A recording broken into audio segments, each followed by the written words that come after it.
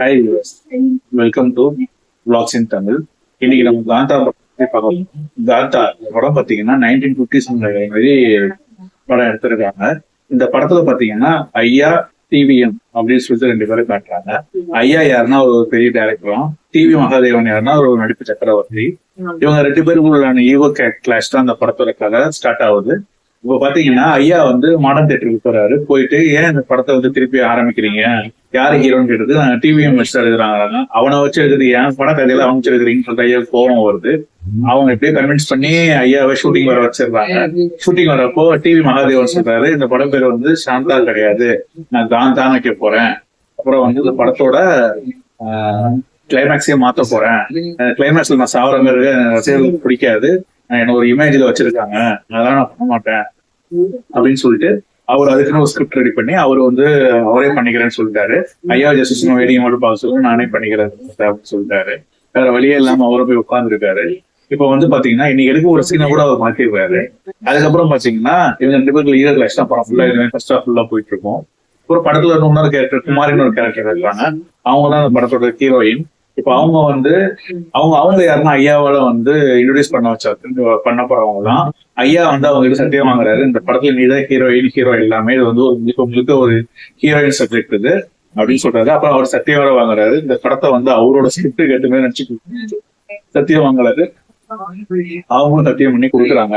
இப்படி போகும்போது first of ஃபுல்லாவே இந்த படத்தோட ஷூட்டிங் தான் போயிட்டு இருக்குது. இந்த படத்தோட ஷூட்டிங் போகும்போதே ஹீரோவுக்கும் ஹீரோயினுக்கும், அதாவது துல்கர் சல்மானுக்கும் அவங்களுக்கும் வந்து லவ் வர மாதிரி காட்டுறாங்க. லவ் வருது ரெண்டு பேருக்குமே. அது வந்து ஐயாவுக்கு பிடிக்கல.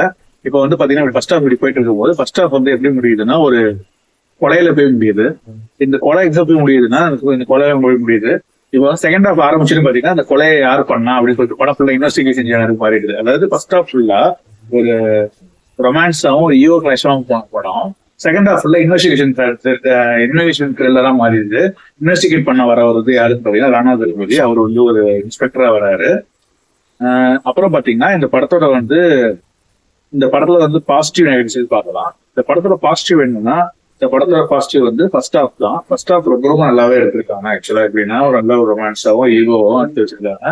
செகண்ட் ஹாஃப் வந்து பாத்தீங்கன்னா ரொம்ப கம்பேர் டு ஃபர்ஸ்ட் ஹாஃப் வந்து செகண்ட் ஹாஃப் வந்து ரொம்ப ஒரு போர் அடிக்கிற மாதிரி போகுது. அந்த அளவுக்கு வந்து ஒரு இன்ட்ரெஸ்ட் இல்ல. இதுதான் இந்த படத்துல நம்ம மைனஸ்ன்னு பாக்குறேன். மத்தபடி பாத்தீங்கன்னா படத்தோட டெக்னிக்கல் ஒர்க் ஆகட்டும், பேக்ரவுண்ட் மியூசிக் ஆகட்டும், performance, in terms of performance பாத்தீங்கன்னா துல்கர் சல்மான் நல்லாவே பண்ணிருக்காரு எப்பயும் போல. ஃபார் எக்ஸாம்பிள் வந்து சொல்லுங்க, இப்ப பாத்தீங்கன்னா ஒரு ஃபர்ஸ்ட் ஹாஃப்ல ஒரு சீன்ல வந்து கண்ணாடியில நடந்து வந்து முட்டிக்கிற ஒரு சீன் இருக்கும். அந்த சீன் சூப்பரா எக்ஸ்ட்ரானரியா பண்ணியிருக்காரு. அதே மாதிரி வந்து சில சாங்ஸ் எல்லாம் எடுத்திருக்காங்க. மோட்டேஜ் நல்லாவே இருக்குது ஆக்சுவலா. அதே மாதிரி பழைய காலத்து ஆக்டரா நடிக்கிற சீன் ரொம்பவே நல்லா இருக்குது. ஐயாவை நடிச்சிருக்க சமுத்திரக்கனியும் பாத்தீங்கன்னா நல்ல ஒரு சூப்பரான ஆக்டிங்கே கொடுத்திருக்காரு. லைக் எப்படின்னா ஒரு ஈகோ, ரெண்டு பேரும் ஈகோ கிளாஷ்னு சொன்னோம் இல்லையா. கிடைக்கிறப்பெல்லாம் வந்து டிவி மகாதேவன் வந்து அவரை வந்து அவரை வந்து அவரை வந்து இது பண்றது ரொம்ப ஆகட்டும் எல்லாமே ரொம்ப நல்லா இருக்குது.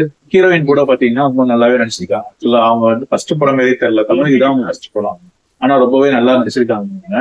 அப்புறம் அந்த படத்துல வேற யாராவது நடிச்சிருக்காங்க அப்படின்னா இவங்களை தவிர இந்த மூணு பேர் தான் படத்தோட மெயின் கேரக்டர்ஸ். இவங்களை தவிர பாத்தீங்கன்னா நாகேஸ்வர பேரன் வந்து பிரிகேஷ் நினைக்கிறேன், அவர் நடிச்சிருக்காரு. அதுக்கப்புறம் வந்து பாத்தீங்கன்னா நேகல் ரவி வந்து ஒரு முக்கியமான கேரக்டர் நடிச்சிருக்காரு. அப்புறம் காயத்ரின்னு ஒரு அவங்க யாருன்னா நம்ம காயத்ரி ஆக்ட்ரஸ். அவங்க யாருன்னா நடுவில் கொஞ்சம் பக்கத்துல கஷ்டப்படம் பார்த்துருப்பீங்க. ஏன் நம்ம விக்ரம் நடிச்சிருக்காங்க, அவங்களும் இந்த படத்துல நடிச்சிருக்காங்க. இப்போ ஓவராலா பாத்தீங்கன்னா அந்த படம் வந்து ரொம்ப நல்லாவே வந்திருக்குது. பாத்தீங்கன்னா அந்த படம் ரொம்பவே நல்லாவே வந்திருக்கு. இந்த படம் பாத்தீங்கன்னா என்னோட ரேட்டிங் பாத்தீங்கன்னா 5 நான் 3.5 கொடுப்பேன். இந்த படத்தை பார்க்காது உங்களோட கால் தான், ஆனா ஒரு நல்ல படம் தான் இது. அப்புறம் பாத்தீங்கன்னா இந்த படத்தை பார்த்துட்டு உங்களோட ரிவ்யூஸ் வந்து கீழே விடுங்க. இந்த வீடியோ உங்களுக்கு பிடிச்சிருந்ததுன்னா லைக் பண்ணுங்க, கமெண்ட் பண்ணுங்க, ஷேர் பண்ணுங்க, மறக்காம சப்ஸ்கிரைப் பண்ணுங்க.